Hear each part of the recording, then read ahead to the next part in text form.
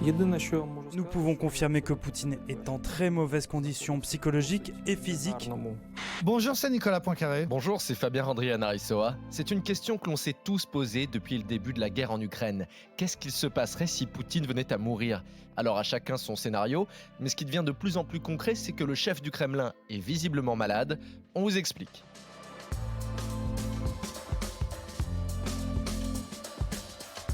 C'est une image que l'on a vue absolument partout. Vladimir Poutine, tassé dans son fauteuil, le regard dans le vide, et fermement accroché à son bureau pendant toute la durée d'un entretien avec son ministre de la Défense. Visiblement, quelque chose cloche.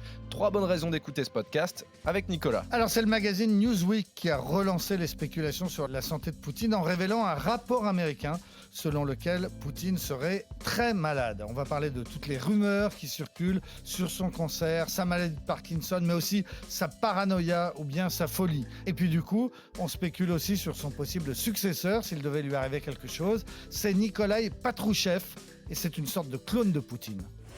Expliquez-nous le monde. Un podcast RMC. Nicolas Poincaré. Fabien Randrianarisoa.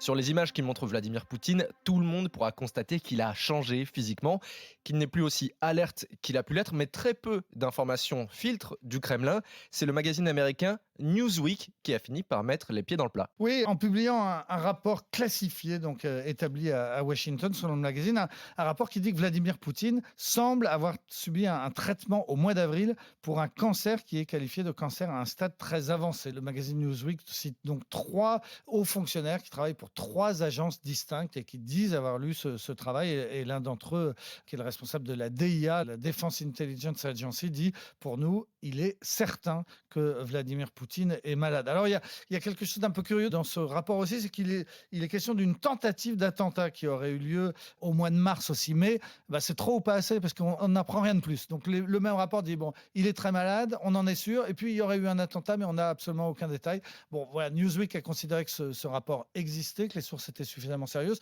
Faut juste préciser que la Maison-Blanche a démenti avoir connaissance de ce rapport. Et puis, les Russes aussi, naturellement. Lavrov, le ministre des Affaires étrangères, a dit que tout ça était un tissu de conneries. Évidemment, les Américains ne sont pas les seuls à s'intéresser de très près à la santé de Vladimir Poutine, les renseignements ukrainiens également. Le chef du renseignement militaire, Kirilo Boudanov, a donné une interview à nos confrères de Sky News. Nous pouvons confirmer que Poutine est en très mauvaise condition psychologique et physique. Il est très malade. Il souffre de plusieurs maladies en même temps, dont le cancer.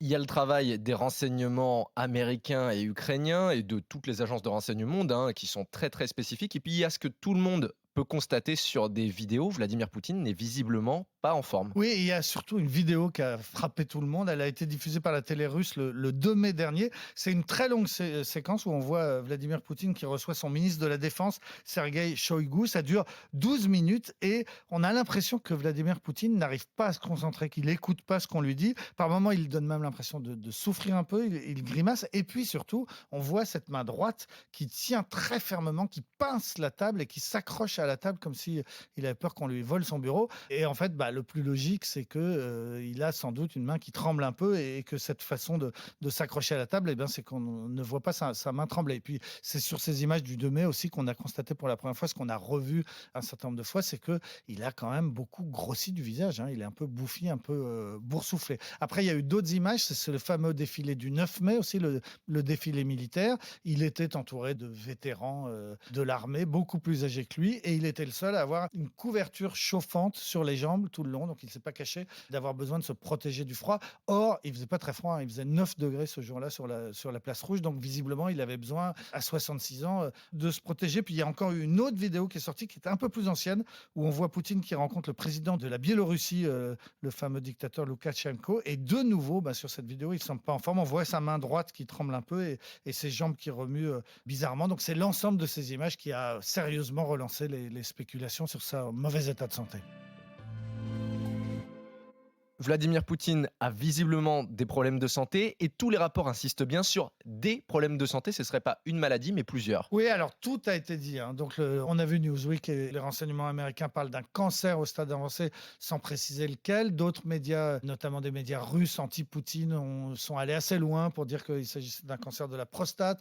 On a lu aussi des informations sur un cancer du sang. Et puis, il y a cette maladie de Parkinson, donc pour expliquer la main qui s'accroche à la table. Donc voilà, des cancers et cette maladie de Parkinson. Et puis, des spéculations aussi sur son état psychologique. Alors, certains disent que la maladie de Parkinson, si c'est le cas, peut entraîner une certaine paranoïa, perdre le sens des réalités. Donc, tout ça est quand même assez inquiétant quand on est à la tête d'une puissance nucléaire. Et puis, il y a eu des informations plus précises sur une maladie mentale dont il pourrait souffrir. On appelle ça le syndrome d'Hubris. C'est une maladie qui entraîne aussi des désordres narcissiques. On a lu aussi un ancien du MI6, les services secrets britanniques, qui, dans la presse anglaise, dit qu'il croit savoir que Poutine sera écarté d'ici la fin de l'année et qu'il sera hospitalisé. Donc, encore des informations qui ont l'air d'être précises, mais qui sont de sources barbouzes, agents secrets. Il y a un agent du KGB qui parle français, qui, sur des télévisions françaises, a raconté l'histoire que Poutine aurait des sosies et que d'ores et déjà, quand on le voit à la télévision, il faut faire attention, c'est pas forcément lui. Il explique que si on regarde bien,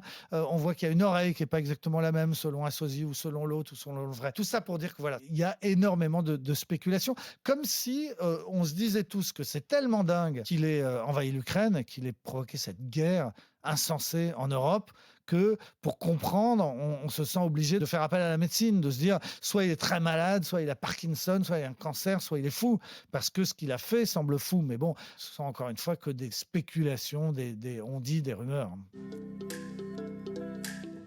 Là où il faut être très méfiant, c'est qu'en plus du fait que ce soit des rumeurs, c'est pas la première fois qu'on spécule sur l'état de santé de Vladimir Poutine. Non, ça fait un moment. Il y a un journal néerlandais qui avait montré des images de Vladimir Poutine à des neurologues d'université hollandaise et qui avaient regardé les images et qui s'étaient dit ça ne fait pas l'ombre d'un doute. Quand on le regarde marcher, il a le bras gauche qui se déplace normalement comme quelqu'un qui marche et puis le bras droit qui reste assez fixe, assez près du corps. Ces médecins neurologues avaient dit ça, c'est un symptôme de Parkinson.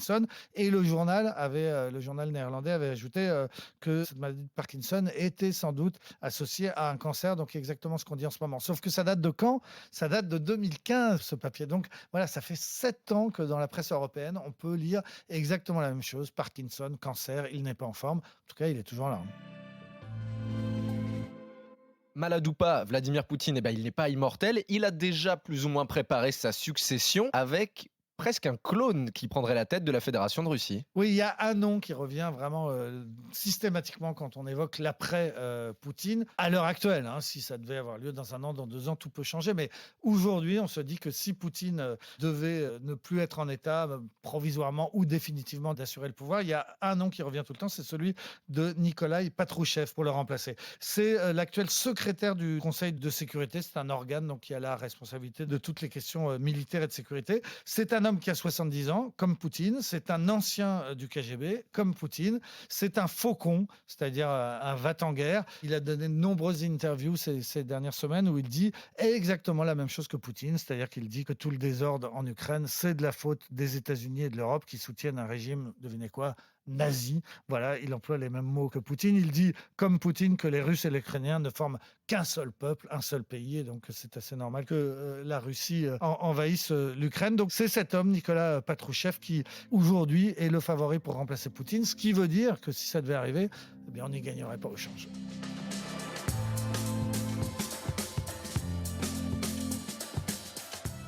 C'est la fin de ce nouvel épisode d'Expliquez-nous le monde. Merci à vous de l'avoir suivi. Si ce podcast vous a plu, abonnez-vous. Nous sommes sur toutes les plateformes de streaming, sur le site et l'application RMC.